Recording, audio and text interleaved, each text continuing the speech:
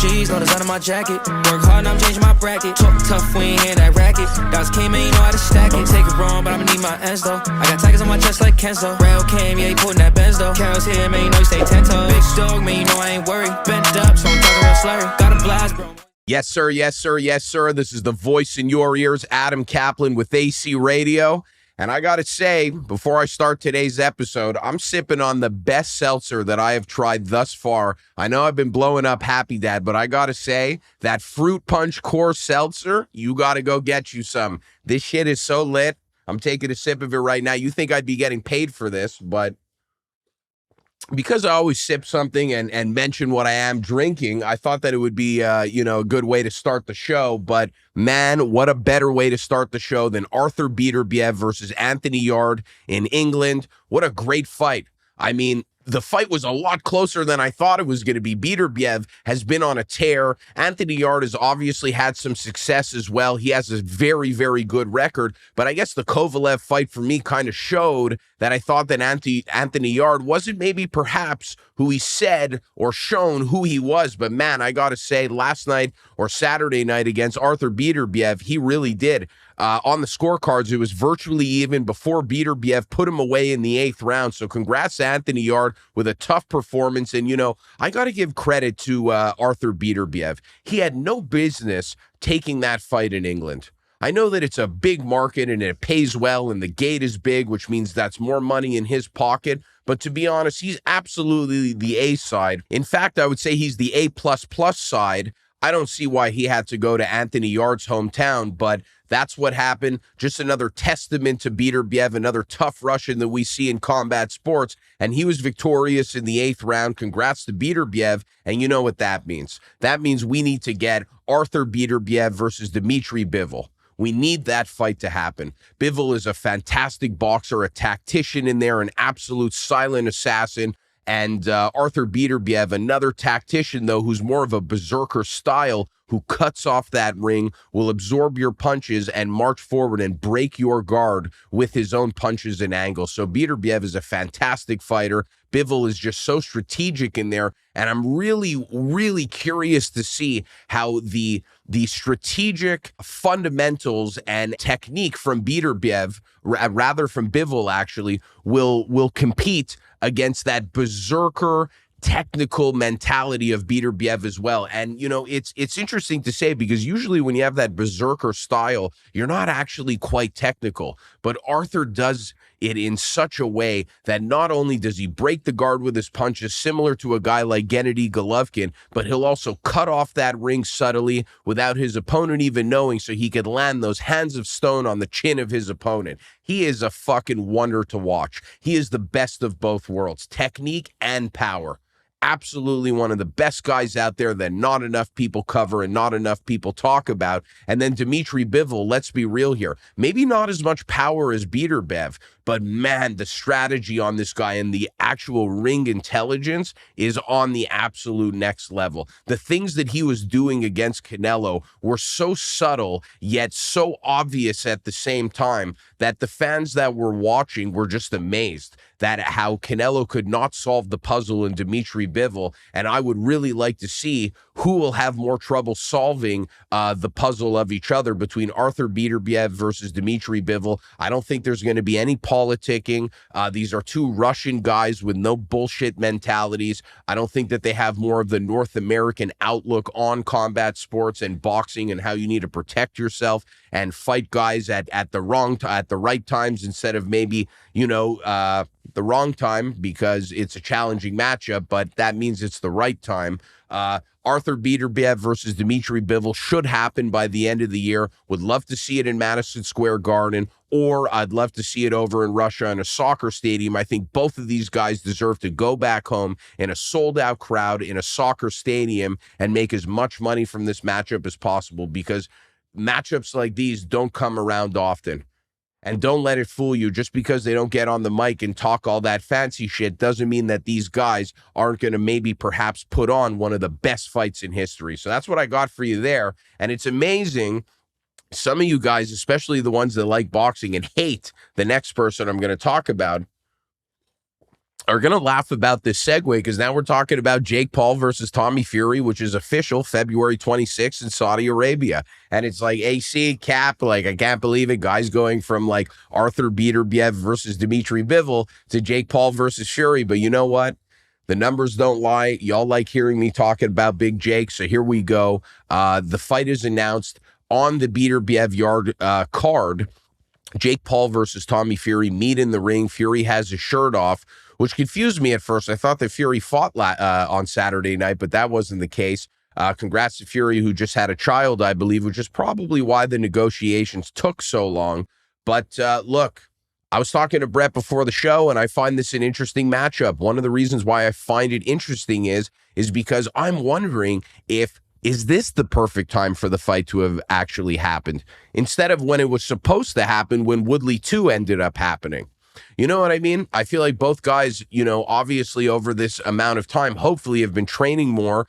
Obviously, Jake fought Anderson after that as well, which has increased his, comfortability in the ring and his skill, and has just shown that, with every fight, he becomes more of a veteran of the ring, whether you like it or not, whether he's fighting an MMA fighter or your dad or your bubby or whatever the case may be. So, Jake Paul versus Tommy Fury is happening in Saudi Arabia. I'm looking forward to the fight. It's a storyline that's been brewing for years. Love having John Fury in the background of it. Love having Tyson in the background of it, and they're having fun with it too. John had his moment in Dubai after Fury's last fight. Tyson had a couple of chuckles on Saturday night when Jake said that after I beat you, your father and Tyson are going to disown you. So everyone's having fun with the situation. I think that the fight happening in Saudi Arabia instead of England, because it wasn't going to happen in the States due to the whole travel banning thing, I'm happy that it's happening in Saudi Arabia. I've spoke about it before on AC Radio. The guys, the fighters, the women, they get treated so well when they go over to the UAE or they go over to Saudi Arabia. And, to see this happening once again, it's like, look, I got to be real. Like Tampa, Florida is great. Hard Rock Casino. It was a fantastic time. But the lavishness that both of these guys are going to live up to in Saudi Arabia is going to be a much more fun experience. Not that Jake needs it anymore, because to be honest, maybe he needs to sleep in a Motel 6 once in a while, you know what I'm saying, to bring him back to reality. But you know what? I got to say, some might call him inflated, but so far he's called every shot that he's made. So, I'm looking forward to this one. I think that Jake is going to use that jab. He's going to mix up throwing the right hand to the body and throwing into the head just to drop the glove of Tommy Fury to set up that big overhand right. And I also think that Jake has been a lot more comfortable with his left hooks as well, which also makes it more difficult for Tommy, because not only does he have to focus on, blocking the right hand to the body and to the head, but now he's also going to have to focus on what he does with his lead hand. Tommy is an orthodox fighter who does like to reach out with his jab, similar to how Jake does. And listen, I think that Jake is a little bit more athletic, a little bit more explosive, where he could throw those single left hooks over the top and land them. So, especially because it'll be Tommy's right hand blocking it. So, Tommy will have a lot to worry about. He's going to have to worry about if he drops his right hand too much from the right hands to the body. And then he's going to have to worry also if Jake throws that right hand to the body. If Tommy drops it and Jake goes over the top with that left hook, that could be all she wrote, man. So that'll be an interesting one. A lot of folks also are saying, like, I think the fight is going to be finished by KO or TKO. I actually disagree. I think Jake has shown time and time again that he could fight to a decision, and he will have moments where it looks like he's going to knock out his opponent. But I actually see Tommy versus Jake going to a decision. I see a lot of clinching going on in this fight, because I think both guys are going to be chasing the KO, using a lot of their explosiveness. And when both guys are too explosive, you end up closing the distance too much clinching happens. So I think that we will see a lot of clinching, similar to what we saw in the Woodley 2 fight. However, I think that usually after that 6th or 7th round, we're going to see a difference here, because Tommy has not fought as many rounds in the ring, or he hasn't fought as long in the ring as Jake Paul has. Tommy Fury maybe has more total fights, but, minutes in the ring, I wonder how close it is actually from their pro career, because I don't know if Tommy has fought past 6 rounds. So That actually, I think he beat Bochansky in 8 rounds, or maybe it was 6. But either way, man, Jake's got a lot of minutes in the ring there. So I'm looking forward to that. That's a good one. Saudi Arabia, February 26th. But I wonder what the lines are on if this fight is actually going to happen or not, because I feel like people won't make as much money as they think on betting on that the fight won't happen. I think that might even be the favorite right now. So that'll be an interesting one. And, it's just nice to see that as much as the Tommy Fury storyline was getting a little bit old, that Jake didn't move on to a more watered down product. You know what I'm saying? So I'm happy that he stuck stubborn to this. I'm happy that Tommy stuck stubborn to this. It's going to make money. It's going to bring eyes to it. And I think that we might even see a rematch from it. So I'm looking forward to it. And with that, we got to get into a little bit of MMA now, which is always one of my favorite things to talk about. UFC 287, April 8th. Apparently it's going to be in, Dade County, MIAO. I'm looking forward to that because we have Jorge Masvidal, the king of Miami, versus Gilbert Burns. This is a great fight. Obviously, we've heard some inklings that Masvidal didn't have as much interest as Burns did in fighting each other, which I do understand. Gilbert Burns and Bilal Muhammad are the top guys in the welterweight division with perhaps the least amount of popularity or the least amount of superstardom. But let's be clear here. It doesn't take away from the skill level of Durinho. He has fantastic boxing, great jiu-jitsu, great wrestling. If you tuned into last week, you know exactly what I'm talking about.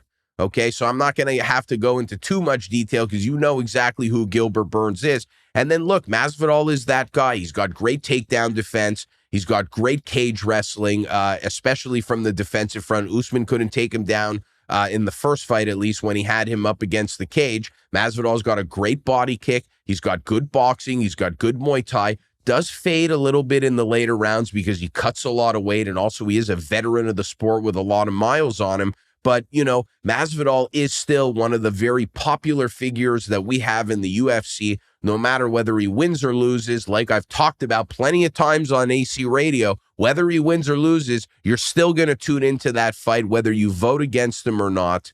I think it's going to be a great fight. I think that Masvidal, even in defeat, always finds a way to make the fight entertaining. I think just his sheer personality and his stature and who he is as a person always adds a little bit of glow and charisma to every fight that he is in.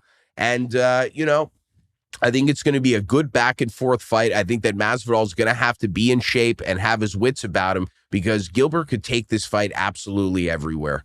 Boxing, up against the cage, in the wrestling scrambles, and perhaps even hunting for a submission on the ground. Durinho has it all. So I think that Jorge Masvidal has his work cut out for him due to the fact that he's been inactive. Gilbert Burns is not a guy you want to fight after being inactive because he's good everywhere and he's not necessarily the most popular guy in the division, even though he's always very well ranked. So that's a tough one there for Masvidal. I got to lean towards Gilbert Burns there, especially by decision, because I think that Masvidal is such a tough guy to finish. But I do like that a lot of time was taken off from Jorge Masvidal because I do know that he doesn't disclose his injuries, and most of the time, if he's not fighting, there's usually a reason for it. So I'm looking forward to that one, and then I'm looking forward to the main event because we're getting Alex Pereira, the UFC middleweight champion, versus Israel Adesanya, the challenger, in a rematch in Miami, Florida. I'm looking forward to that one. And again, I was talking to Brett before the show, and he was like, dude, is he going to use the wrestling this time, Izzy? And I said, honestly, I don't think so. I think that the second fight is going to go very similar to the first one. However, there are a few sequences and a few exchanges that Israel was very comfortable in the first few rounds that started to catch up to him in the later rounds. And one of them was how he reacted when his back was up against the cage. Didn't look to circle enough, didn't look to explode out, wanted to stay comfortable and kind of test the skill and the might of Alex Pereira. And you saw that caught up to him in the later rounds. So, I'm really looking forward to this fight. I think that Pereira has a lot of changes and adjustments to make too. He was losing that fight if it went to a decision. He has changes that he needs to make as well. Perhaps he needs to use his jab more. Perhaps he needs to use his head movement more. Perhaps he needs to be a little bit more dynamic in confusing Izzy and where the strikes are coming from in the earlier rounds. We'll see.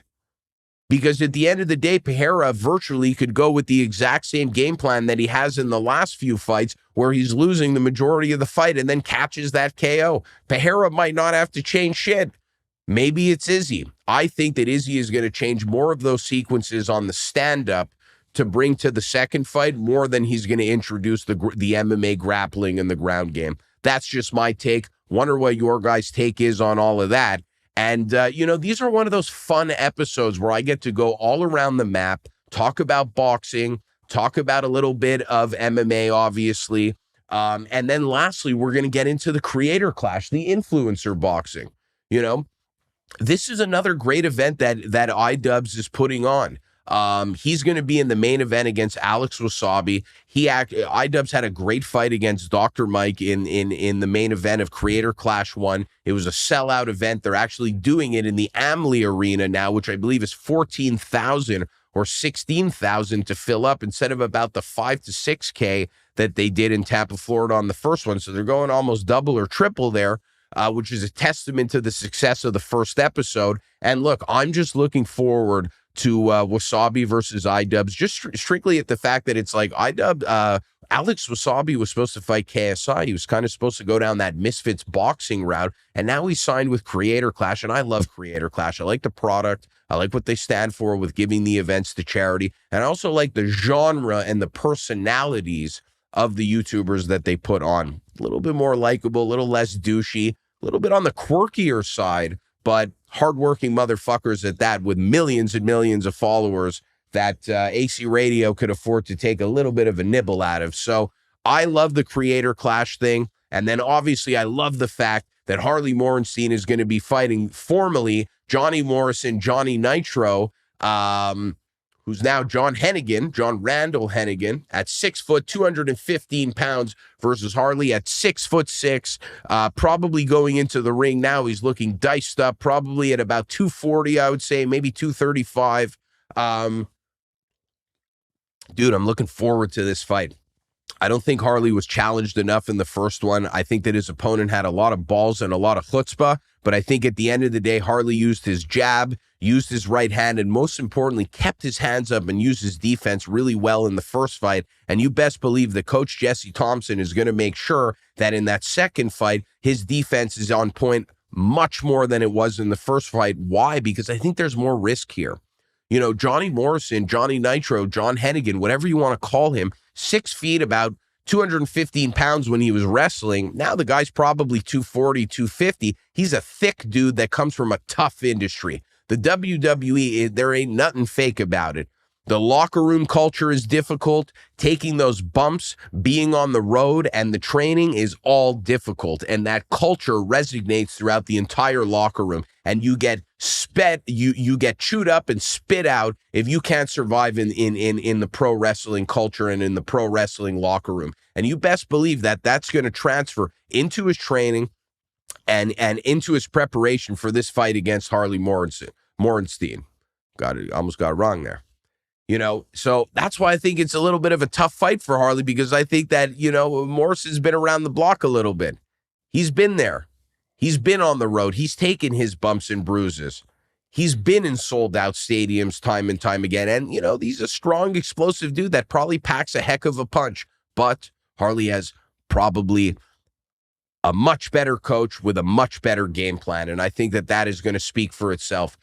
Coach Jesse Thompson is going to make sure that the defense and the footwork is on point for Harley, so that when his opponent goes to line up those big punches, he could circle off perhaps, or at least block those punches and then fire and return some. I'm looking for Harley to use his reach, use his jab, be patient with that right hand, maybe let his opponent, John Hennigan, show a little bit too much of his cards in the opening sequences, so that Harley could then take over with a smart jab, utilize his reach, land those right hands to the left hooks. And I think that as his opponent starts to tire, we're going to start to see some of those uppercuts from Harley Morenstein. So I'm looking forward to that one. He's in shape. He's looking good. He's got the veins popping out of him. He's looking diced more than ever. Why? Because he's taking it seriously. And Harley grew up as a big WWE, WWF fan. He knows how much this means to him personally to be able to get in the ring against a WWE